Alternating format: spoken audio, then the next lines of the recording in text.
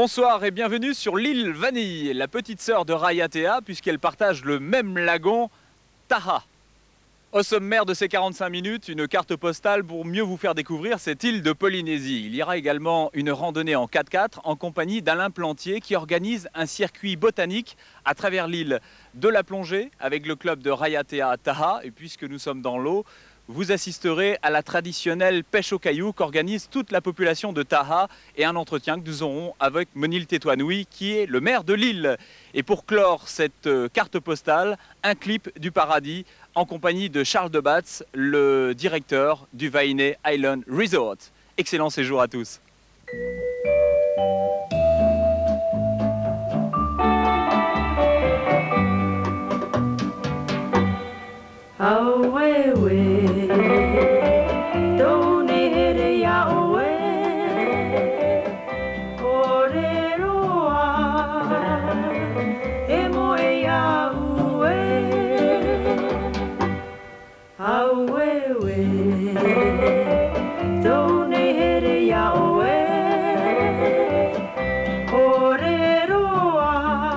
35 minutes de vol suffisent pour atteindre Raiatea, la plus grande des îles sous le vent, par vol régulier.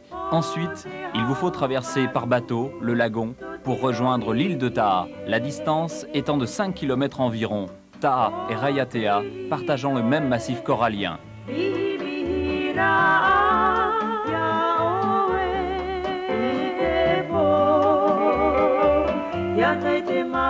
L'île de Taha est façonnée à l'image d'une fleur d'hibiscus, avec une côte découpée de baies profondes.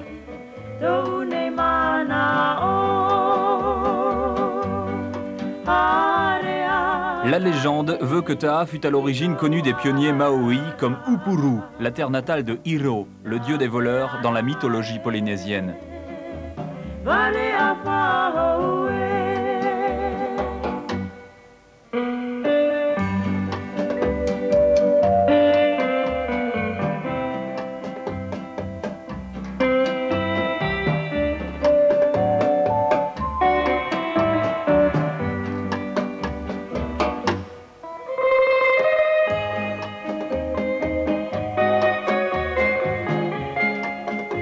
Les 4000 habitants de Taha vivent de la pêche, de l'exploitation agricole et vivrière. La vanille enrichit l'air de son arôme et l'on retrouve une odeur omniprésente au fil des 67 km de route serpentant à travers les villages côtiers ou dans les hauteurs de l'île.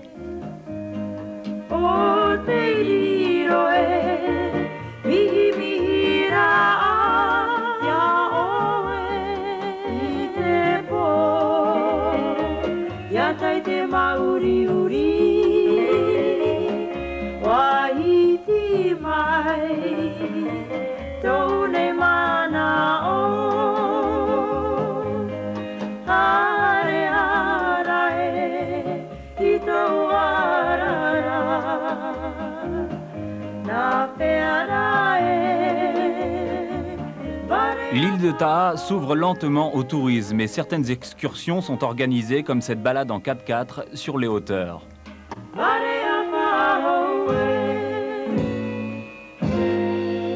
Alain Plantier, bonjour. Bonjour. Donc tu excursionnes avec les touristes à travers l'île de Taha, tu leur fais découvrir un peu tout ce qui est plantes, toutes les plantes et toutes les sortes de bois qui existent sur cette île. Voilà. Et également tu pratiques l'art, je dirais puisque c'est un art, de mettre en valeur la vanille au niveau du goût. Oui, c'est ça. Bah, toi, j'ai une plantation de vanille là que tu vois, et donc je marie les deux, c'est-à-dire les excursions et la culture de la vanille. Donc, tu vois, la vanille, c'est une liane grimpante hein, de la famille des orchidées, tu vois, avec des petits crampons là pour s'accrocher. Alors, cette liane, pour la cultiver, on a besoin d'un support. Alors ici, en Polynésie, on plante des tuteurs, des petits arbustes qui servent en même temps de support et d'ombrière. Parce que la vanille a besoin en moyenne de 50% d'ombre. Donc la première chose à faire, c'est de mettre en place nos tuteurs. Pour ça, on va couper des branches un peu grosses comme ça. On fait un trou, on la met en terre et on va attendre à peu près 6 mois que le tuteur fasse une petite ombre pour ensuite planter la vanille. La vanille, c'est pareil, on fait un bouturage, c'est-à-dire on va prendre une liane comme ça, d'environ 1,20 m, 1,50 m. On coupe ici, et donc ces boutures, on va pouvoir les planter, même on peut les laisser un peu à l'ombre pendant 1 à 2 semaines pour permettre à la coupure là, de se cicatriser. Et, au bout d'1 à 2 semaines, donc, nos lianes commencent à se faner et émettent des petites racines vers le sol pour chercher à se nourrir. C'est à ce moment-là qu'on les plante. Donc on plante à peu près 2 ou 3 boutures par tuteur. Et ensuite, donc on laisse notre vanille démarrer. Alors là, la partie en terre émet des racines et le reste de la liane grimpe le long du tuteur. On la laisse monter, comme tu vois, là, les lianes sont assez hautes.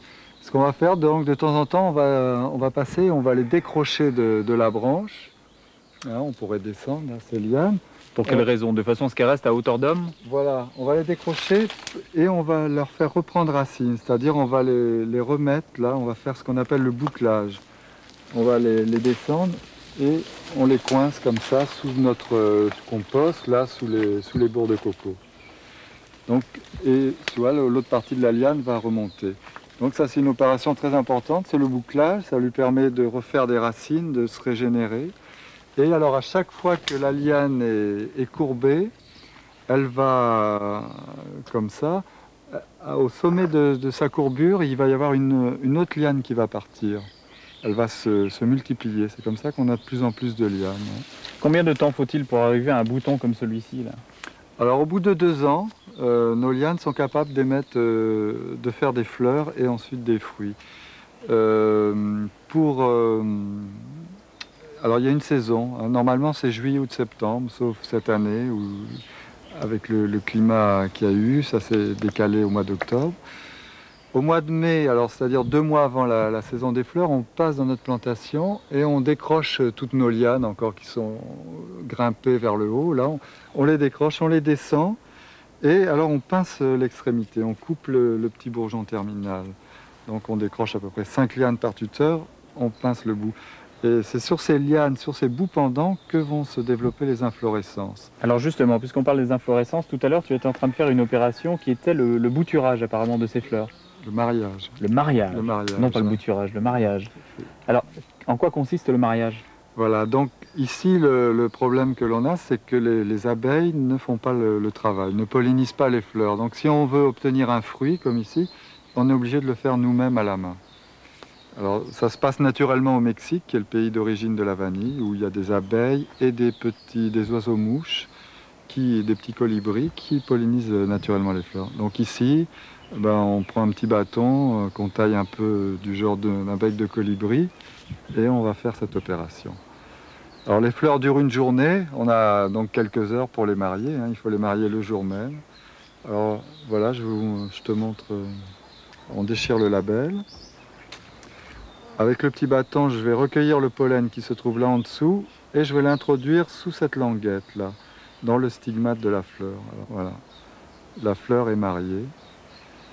Et maintenant, donc, c'est cette partie-là qui va pousser vers le bas. Tu vois, comme cette fleur qui a été mariée il y a 2 jours, qui est déjà en train de pousser. Celle-là qui a une dizaine de jours, hein, qui est beaucoup plus longue. Il y a encore le pistil de la fleur. De la fleur à la vanille séchée, combien de temps? Alors, après cette opération, il faut attendre 9 mois, donc une grossesse normale, pour récolter. Au bout de 9 mois, nos gousses, là, qui sont déjà en train de démarrer, là, ici, qui sont un peu plus longues, là, qui ont pratiquement 2 mois. Donc 9 mois après, nos gousses ont atteint une bonne longueur, elles commencent à jaunir et c'est le moment de la récolte. On les récolte, elles sont un peu jaunes, certaines ont déjà noirci. Donc on les récolte et ensuite, la plupart des cultivateurs vendent leur vanille verte à des préparateurs parce qu'il faut encore quelques mois pour préparer, pour obtenir la vanille que l'on consomme habituellement.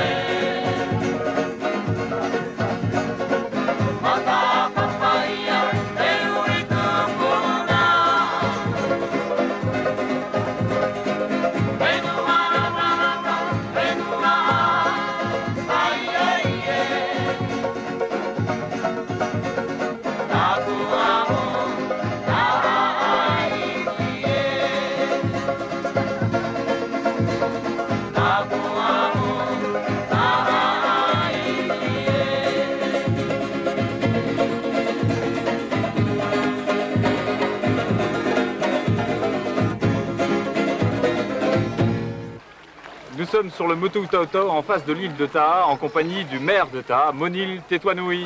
Yorana Tavana. Yorana, RFO. Le programme de cette journée donc pour la pêche aux cailloux. Le programme, ça va être d'abord une petite pêche aux cailloux, comme on l'avait prédit. On l'a prédit, et une petite pêche aux cailloux en famille. On a tellement eu de problèmes avec les grandes pêches aux cailloux que maintenant on s'est dit on va être raisonnable, on va faire la fête, on va suspendre le vol du temps et s'amuser, si ce n'est qu'un temps, d'un week-end. Alors la pêche aux cailloux cette année, ça va se passer sur le Motu Tautau, en face de Taha, entre Taha et Bora Bora. Puisqu'il faut rappeler que Bora Bora est bien placé aussi par rapport à Tautau. Et que la pêche aux cailloux cette année, ça va être une dizaine à une vingtaine de pirogues, avec l'intervention du pasteur, puisque c'est le comité paroissial qui organise, avec l'intervention du nouveau pêcheur, puisque l'ancien pêcheur, lui, il n'est plus là, il n'est pas là, et il est malade. Et cette année, je pense qu'il faut reprendre à la mesure de l'île la pêche aux cailloux traditionnelle, c'est-à-dire pas trop de monde, mais avec une petite bonne ambiance d'un week-end. C'est ça. Alors une fois qu'on a capturé les poissons, on les ramène sur la plage? Il faut les ramener sur la plage et puis après les relâcher surtout. Les relâcher, je ne suis pas écolo, mais en fait, il faut penser aussi au futur. Les enfants ont besoin de ces poissons-là aussi pour leur plaisir et pour leur ventre aussi plus tard. Il faut y penser à eux.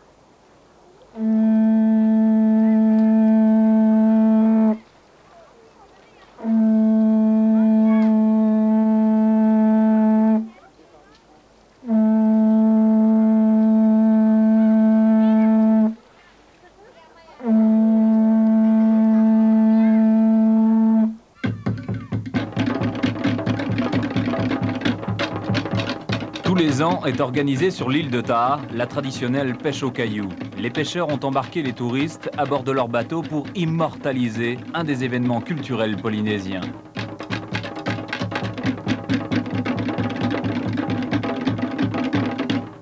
À l'avant de leur bateau, munis d'une pierre solidement attachée à une corde, les pêcheurs rabattent le poisson vers le piège.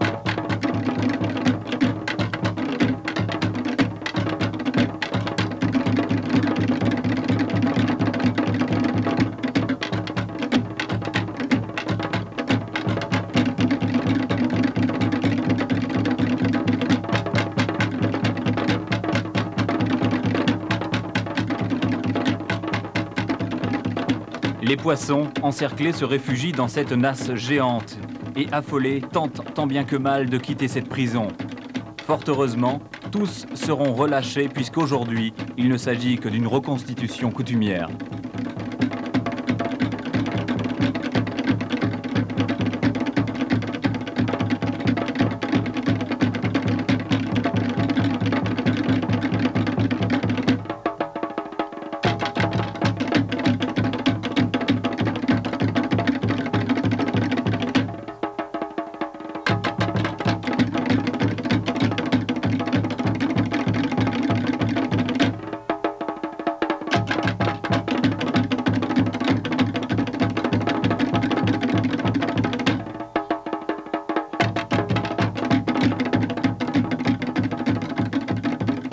Le piège s'est refermé. Les touristes ont tout à loisir d'admirer cette myriade de poissons multicolores munis de palmes, masques et tubas.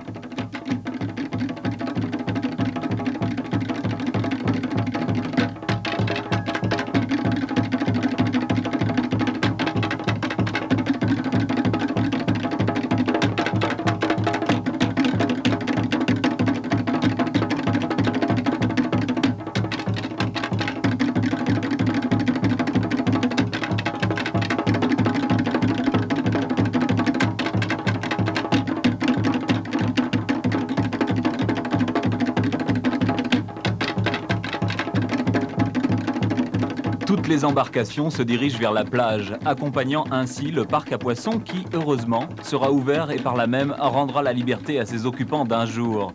Pêcheurs et touristes festoieront sur l'îlot en souvenir d'une journée ensoleillée sur l'île Vanille.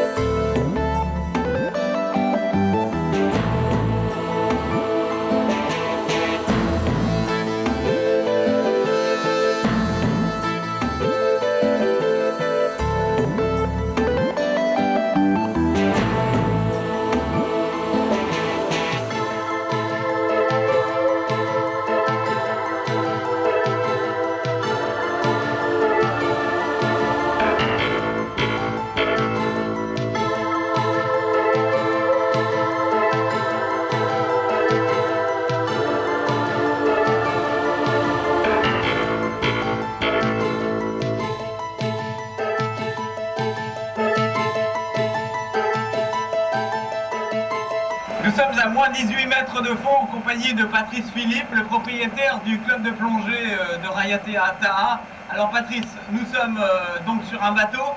Il semblerait que ce soit un bateau allemand qui a été coulé dans les années 1900. Oui, alors c'est un bateau qui faisait le commerce avec les îles sous le vent. C'est un 3 mâts allemand qui fait 60 mètres de long, 15 mètres de large, qui est entre 18 et 30 mètres. Et actuellement, on est dans une bulle d'air qui a été formée par les plongeurs qui sont très nombreux à le visiter. C'est un spot très intéressant de Rayatea Taha.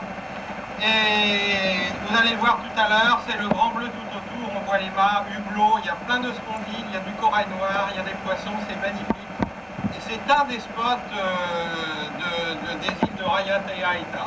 Alors puisqu'on parle des spots, Rayatea Taha, on a l'impression franchement qu'il y a beaucoup de choses à découvrir. D'ailleurs tout à l'heure nous allons aller voir les requins, les murènes, les Napoléons et beaucoup d'autres poissons. Vraiment, y a-t-il une multiplicité intéressante de visites à faire sous-marines ici, entre ces deux îles? Absolument, à Rayatea Taha, il y a à peu près 50 spots connus pour l'instant, sans compter ceux qu'il y a à découvrir. Et du centre de plongée de Rayatea, qui est situé chez Marie-France, il y a à peu près une quinzaine de spots qui sont visibles à 5 minutes de bateau seulement, dont le nourrissage des requins, bien sûr, les Napoléons, les murènes, et bien sûr à 10 minutes du centre de plongée, le gouffre de la Pieuvre, qui est situé entre le centre de plongée de Rayatea, chez Marie-France, et le centre de plongée de Taha, à l'hôtel Marinaïti.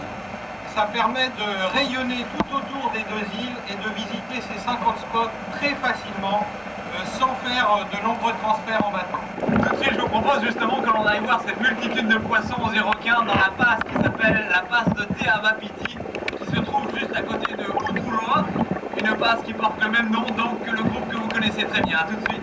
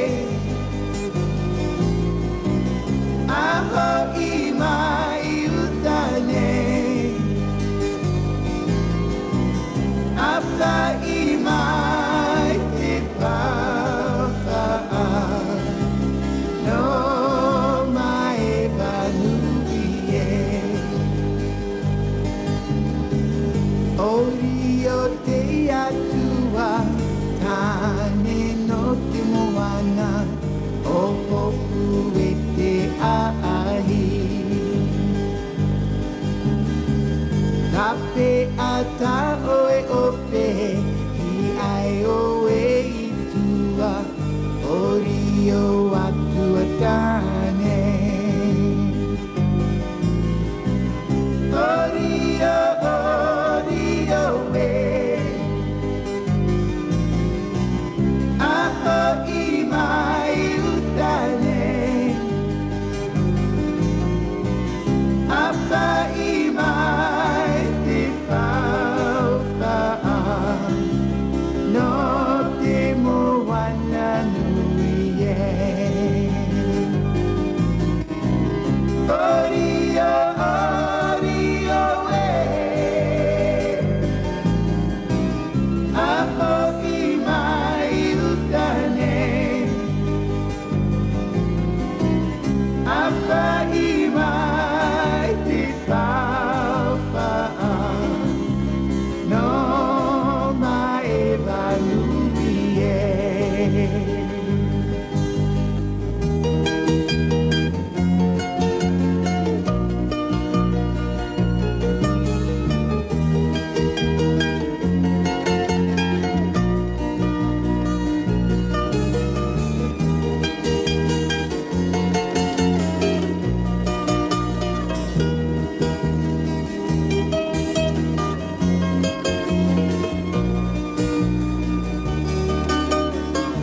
Orio te atua, ahine no te moana, tau tai tawa ai. Orio te atua, tane no te moana, o hopu e te ahi. Un autre endroit idyllique face à l'île de Taha, c'est le Motu Tuvaine, qui est devenu depuis moins d'une année le Vaine Highland Resort, tenu par Evelyne Boujard et Charles Debatz. Charles Debatz, bonsoir. Tu étais navigateur donc depuis un certain nombre d'années et tu as atterri sur ce monceau d'îles en face de Taha. Ça s'est passé comment cette transition? Une transition très simple, c'est une question d'âge peut-être. À partir d'un certain nombre d'années en mer, on a peut-être besoin de retrouver une reconversion, quelque chose d'autre, tout en restant à peu près dans le même créneau. Moi, je faisais particulièrement du charter en mer, donc du charter de luxe. C'était comme de l'hôtellerie en fin de compte, mais sur un voilier. Comme le bateau actuellement, leur charter de luxe est tombé vraiment, dû à la crise, est vraiment tombé très bas, il fallait trouver autre chose. Et j'ai eu la chance de rencontrer une personne fantastique qui m'a proposé cette île pour la démarrer et la gérer. Et j'ai foncé dessus sans savoir exactement ce que j'allais trouver, mais j'ai pas été déçu. C'est un paysage merveilleux, les couleurs changent tout le temps, les gens sont adorables et les clients sont de plus en plus nombreux et sympathiques. Donc je suis très content. On a la chance de retrouver sur le Vaine Highland Resort justement tout ce que souhaite le touriste en fait, les cocotiers, le sable blanc, des bungalows intéressants de par leur confort et puis un maximum d'activités. La personne donc est propriétaire de ce Motu, l'a souhaité comme ça? Complètement, complètement. Lui, c'est un rêve un peu différent du mien. C'est-à-dire que lui, il voulait s'acheter une île, il cherchait une île depuis très longtemps, comme d'autres auraient cherché un bateau. Et quand il l'a trouvé, et ben, il a dit je vais en faire une petite hôtellerie. Et dans son rêve premier, c'était de vouloir faire 10 petites îles comme ça sur toutes les Polynésies. Peut-être qu'il le fera un jour, mais ça je ne peux pas répondre pour lui. Le type de clientèle qui fréquente particulièrement cet hôtel? Actuellement, c'est difficile de dire d'une façon sûre parce que ça fait à peine un an qu'on a démarré. Ce que je peux dire, c'est surtout les honeymooners, c'est-à-dire les jeunes mariés. Ça marche très fort. Même chez les Japonais, j'étais étonné de voir que les Japonais, je pensais qu'ils aimaient mieux avoir un grand hôtel avec plus de services, avec plus de confort. Et en fin de compte, c'est pas vrai. On a donc une clientèle qui, même japonaise, commence à apprécier ce genre de cadre. Et donc ça, c'est une grande découverte pour moi, d'autant plus que je ne sais absolument pas comment travailler avec les Japonais, parce qu'on ne les connaît pas. Par contre, on a beaucoup d'Américains. Et puis, ce qu'on pourrait appeler une certaine société élevée, que ce soit par l'argent ou par ce qu'on appelle la Jet Society, qui a une envie de venir se réfugier ici pour être isolé, pour ne pas être agressés par ce qu'ils appellent la civilisation. Donc ici, c'est un rêve, c'est comme rejouer à Robinson Crusoe, mais en ayant tout le confort. Lorsque l'on vit en Waianae Island, quelles possibilités on a de se distraire, les activités que vous proposez? Oh ben, on donne absolument toutes les activités nautiques que l'on peut souhaiter dans ce cadre similaire, c'est-à-dire qu'on a le ski nautique, on a la planche à voile, le hobbycat, le jet ski, les petites promenades en bateau avec des petits bateaux à moteur, et promenades en pirogue. On a l'ULM qui est derrière nous, qui appartient à un ami et qui vient très souvent voler ici avec des clients. Et ça, je crois que c'est une des choses qui plaît le plus. En plus de ça, on a les excursions sur Taha, qui est juste en face, comme le Vanilla Tour, et qui plaisent énormément. Donc je pense que les gens ont énormément de choix pour s'occuper. Maintenant, ce que je peux rajouter, et ce qui m'a beaucoup étonné sur les 9 derniers mois, c'est que les gens, quand ils viennent ici, j'ai l'impression le premier jour, ils sont très speed et ils veulent bouger partout, aller partout, et au bout de 2 jours, on les voit plus. Ils sont posés sur leur hamac, ils sont posés à leur bungalow, sur la plage, ils viennent juste pour manger, et ils vivent vraiment au ralenti, et ça leur fait beaucoup de bien. En fait, les gens viennent ici pour se reposer, mais au début, ils n'ont pas l'idée encore de se reposer, parce qu'ils sont pris dans un cycle. Et au bout de quelques jours, ils deviennent vraiment très calmes, très gentils, ils reviennent un peu comme un sage.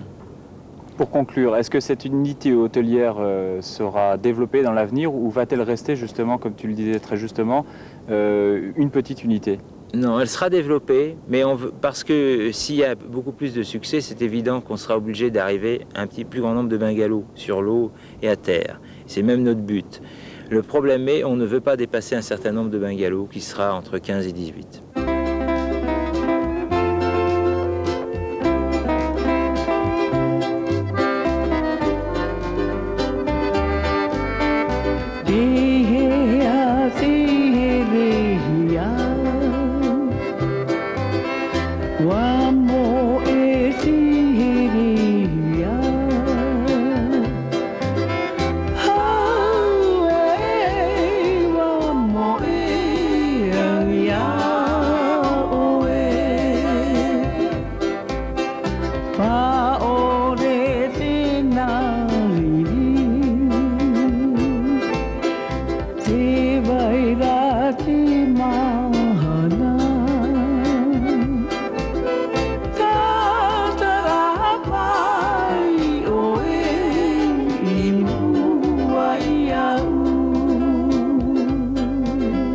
Far